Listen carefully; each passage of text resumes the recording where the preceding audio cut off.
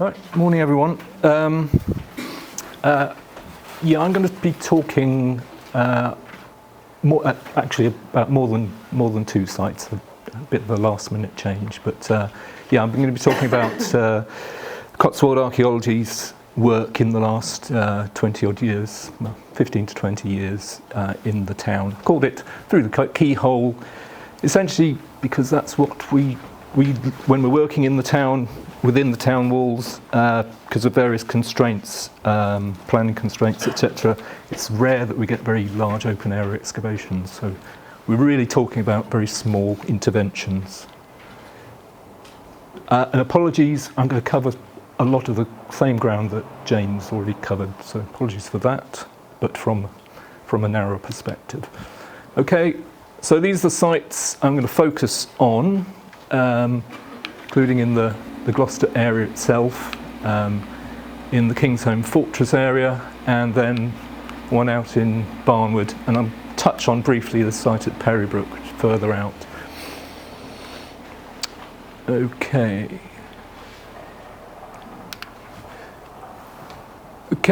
so we're going to start with the earliest sites, so in the next to the Kingsholm fortress area.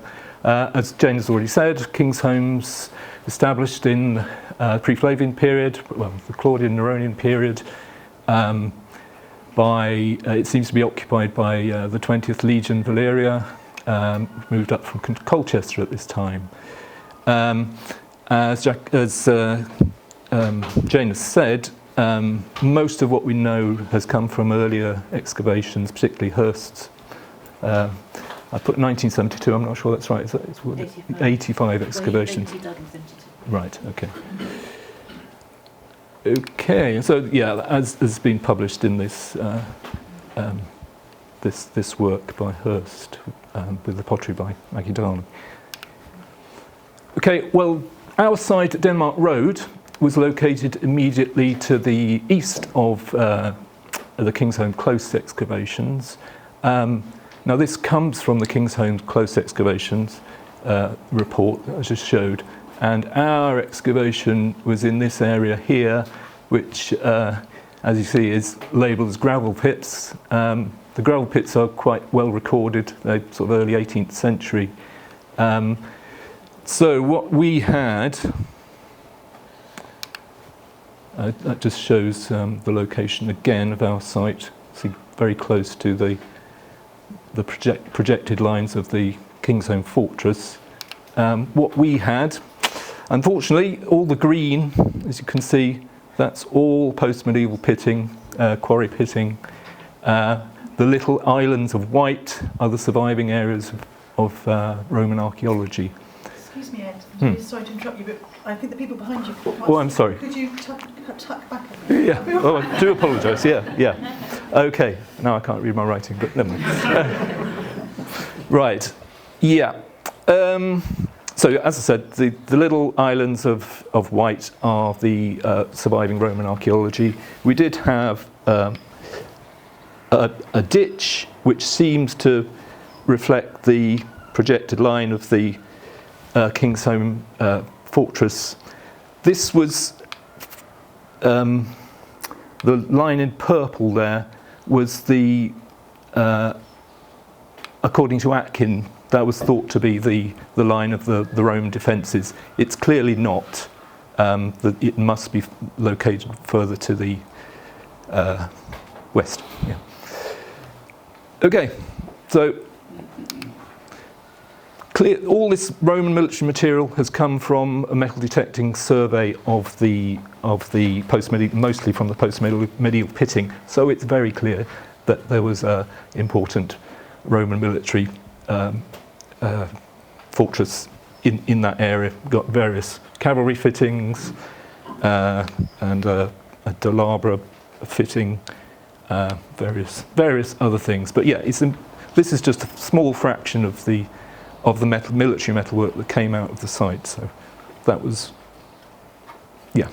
the focus for the publication. Quite a small number of pottery groups, mainly because of this truncation. We did have this large group, pit group, as you can see. Most of it, that shows the quantities. Most of it, these 365 sherds, are in these Kingsholm, local Kingsholm fabrics.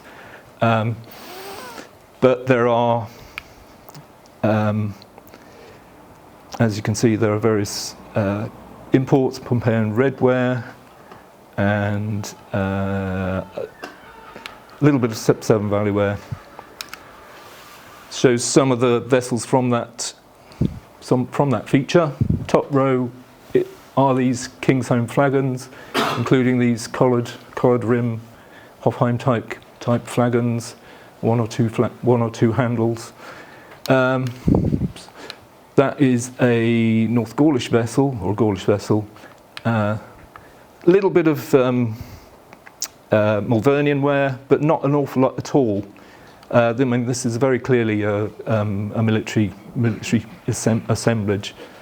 This unusual, I guess it's a campanulate vessel there in the Kingsholm fabric, which I don't think has been paralleled anywhere else. A couple of later features. I think the feeling with this was that it was probably Flavian, so probably after the fortress had closed down or had moved. The headline difference in the assemblage was the quantity of TF11A, these Gloucester local products that we know are being produced further to the south in the Gloucester area. Okay, so leave Kingsholm behind, moving on southwards to the area of Gloucester itself. The fortress seems to have been established in the 60s. I won't go into who it's occupied by. Now our Glosscat sites, this is the College of Art sites right in the southern corner of the fortress. Yeah, really the largest excavation that's taken place, or largest development in the city centre that's taken place in an awful long time. Our work is composed of three elements. This area within the walls, which which is known as the Greyfriars site, and then two areas outside the walls, the media studies site, and this which we called Block M for some reason. Yeah, as I say at the start, the investigations within the town walls tend to be these keyhole-sized, these keyhole trenches. The areas in green are the trenches, so often very narrow, so that really limits what we can do with the interpretation of the site. Yeah, that just gives an idea of some of the working conditions there. Very narrow with these shuttering, yeah, not very pleasant for the excavators, I would imagine. A bit more on Greyfriars. Jane's already mentioned the Iron Age activity that we found. This was located in this trench, these trenches along here. Yeah, and that shows you a bit more detail, the sort of features we found, mostly pits and a few ditches. This nice Iron Age weaving comb and a quantity of pottery, including some of which is clearly earlier Iron Age, these things, with the decoration, but some Middle Iron Age and Late Iron Age as well. So it would appear that there's a significant Iron Age settlement in the area before the fortress comes. A little bit about the Roman pottery from these Greyfriars excavations. That was one of the larger trenches we were able to dig right in the southern tip, just north of this bastion in the corner. Most of the excavation was targeted on the rampart, and we did get a good sequence of rampart deposits. Again, some of the finds make it clear that, there's one of the ovens, a military style oven we found built into the rampart. But yeah, some of the finds again are reflective of the military nature of the site. Had this lovely portable altar. It's literally about 25 centimetres tall, very small thing, but very military in style. More military metalwork, buckles, this unusual ink well, various other military fittings. Pottery, I think Jane has shown a version of this already. Yeah, again, I mean, these we believe are Flavian deposits, mainly associated with the rampart. And again, the headline is the quantities of the local TF11A, the local Gloucester fabrics. Not huge amounts of Severn Valley ware at this stage. Quite a lot of grey ware. These again, these white slip wares are locally produced.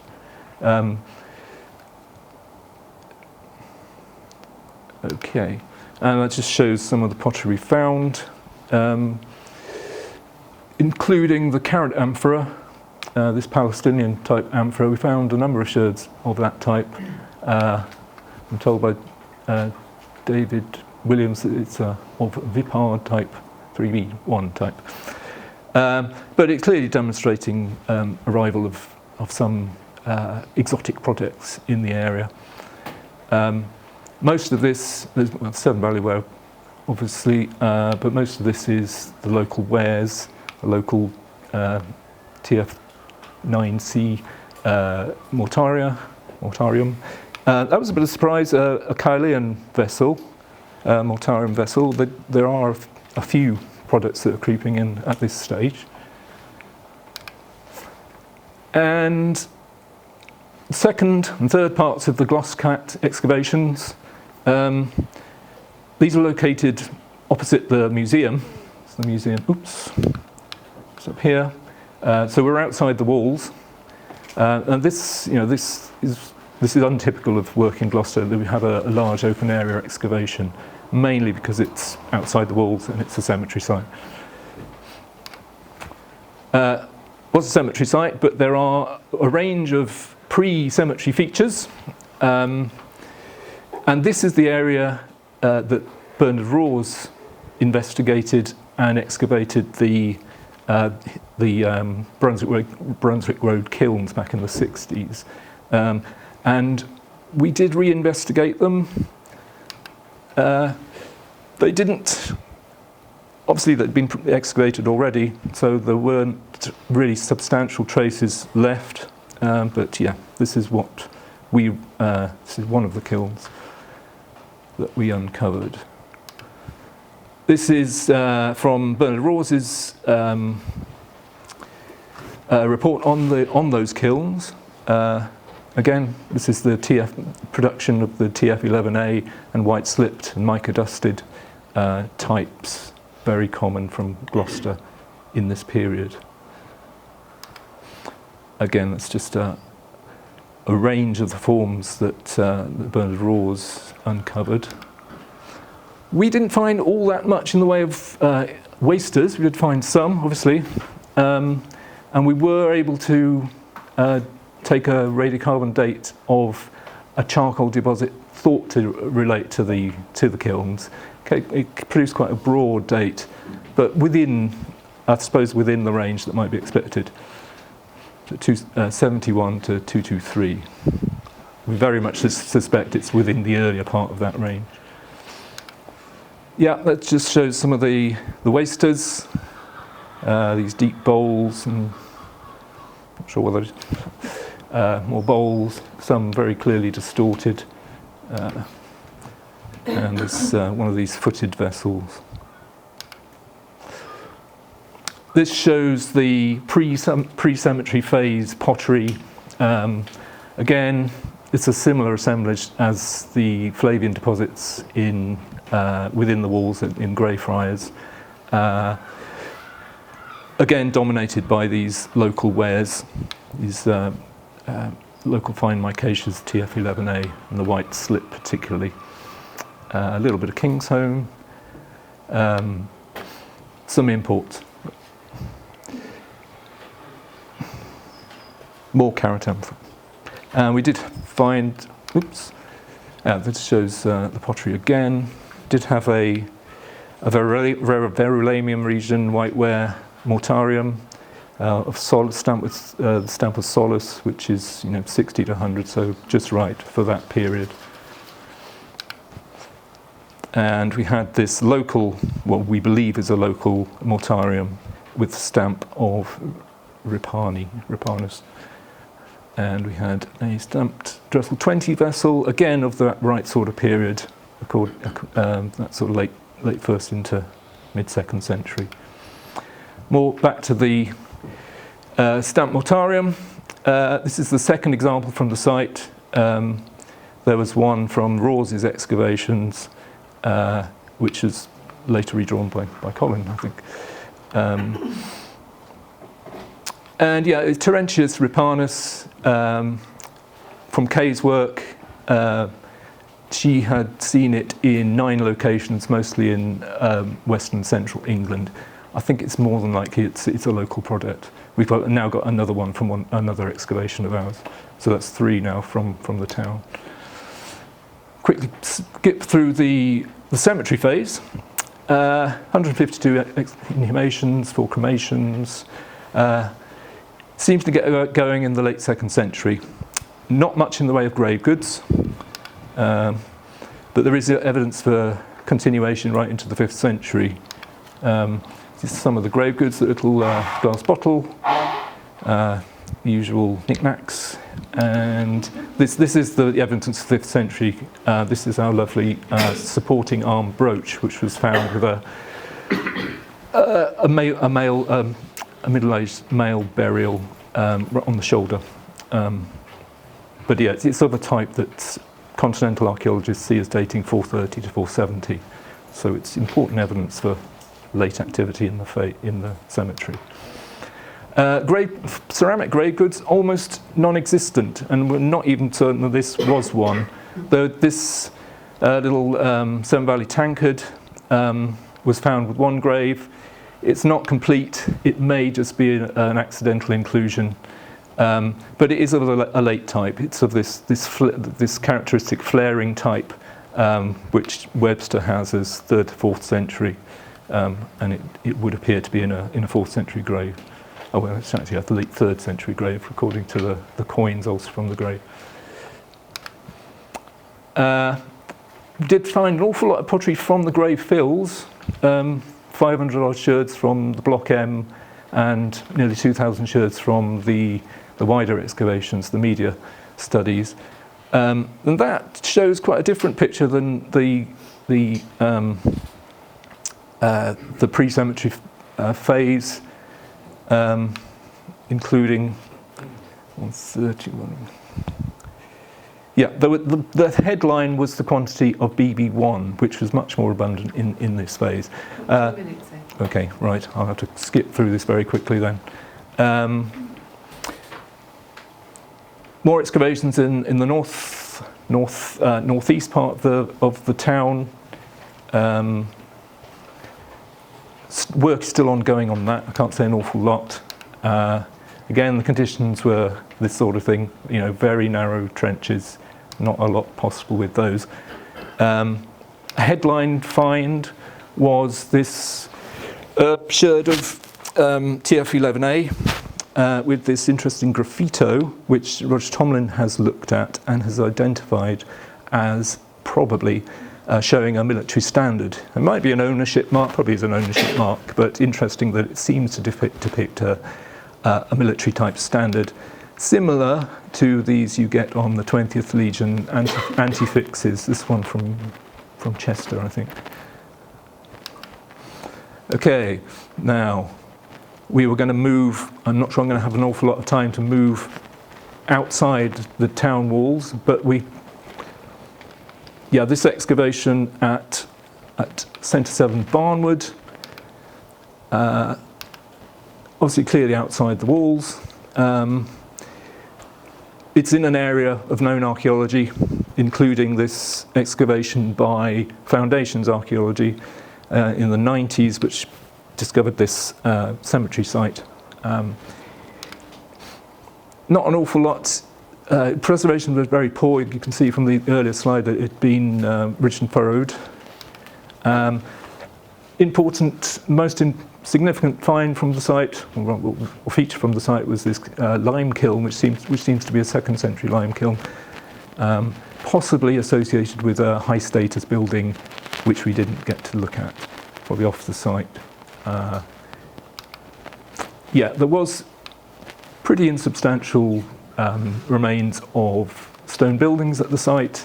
These probably 2nd into 3rd century.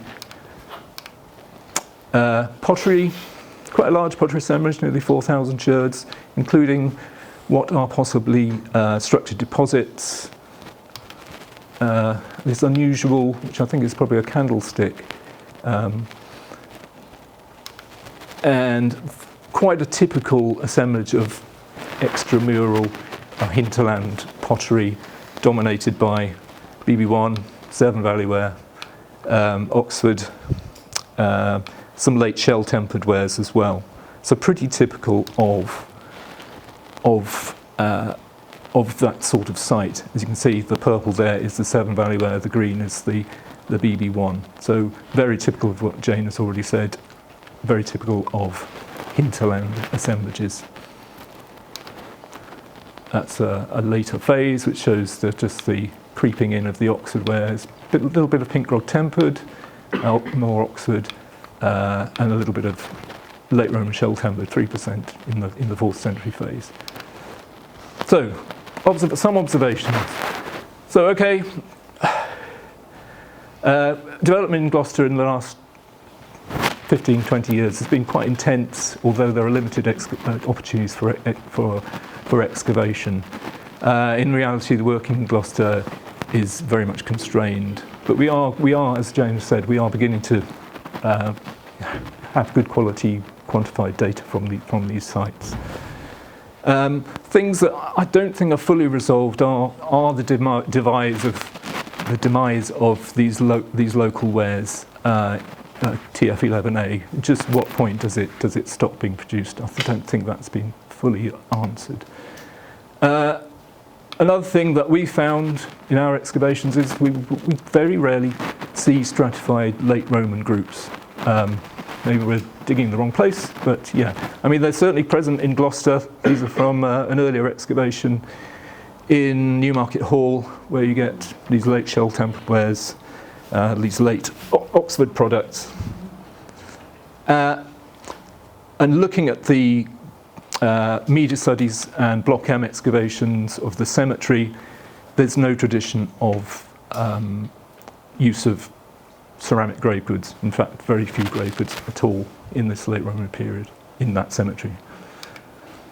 That just relates to this further out assemblage, maybe it's about 3 kilometres outside.